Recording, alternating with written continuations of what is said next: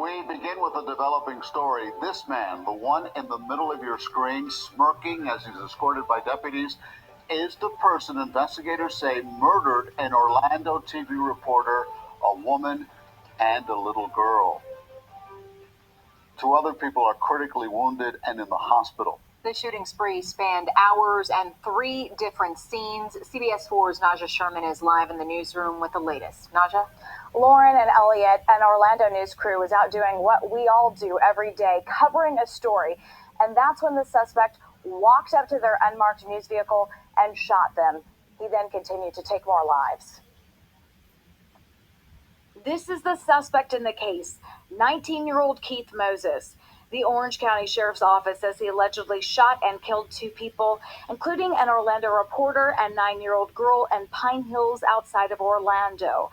A local Orlando news crew reporting their personal loss on live TV. As the sheriff has just confirmed, one of our Spectrum News 13 family members has died.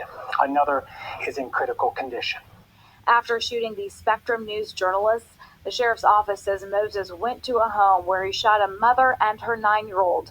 The 9-year-old also died. The mother is in critical condition. Another news crew tried to give CPR to the Spectrum 13 journalists until emergency responders arrived. Another local reporter breaking down as she processed the tragic news about her colleague and friend.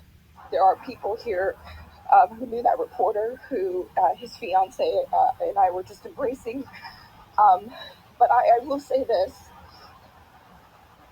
it is nice to see all the media, we come together in solidarity in this moment.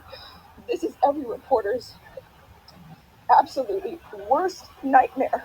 Deputies initially responded to the Pine Hills area, just outside of downtown Orlando on Wednesday morning, following reports of a woman in her 20s being shot.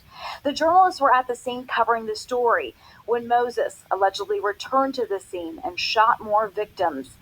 Spectrum News 13's parent company, Charter Communications, released the following statement, saying, "We are deeply saddened by the loss of our colleague and the other lives senselessly taken today." Moses is already facing a murder charge for the initial victim, and charges are expected soon for the other 4 victims. He is being formally charged in the murder from this morning, and we expect additional charges for the shootings of the 4 people this afternoon. The sheriff's office tweeted this picture of Moses as they took him into custody. He appears to have a smirk on his face. Moses was allegedly arrested while armed with a firearm. Authorities believe it will link him to the other shootings.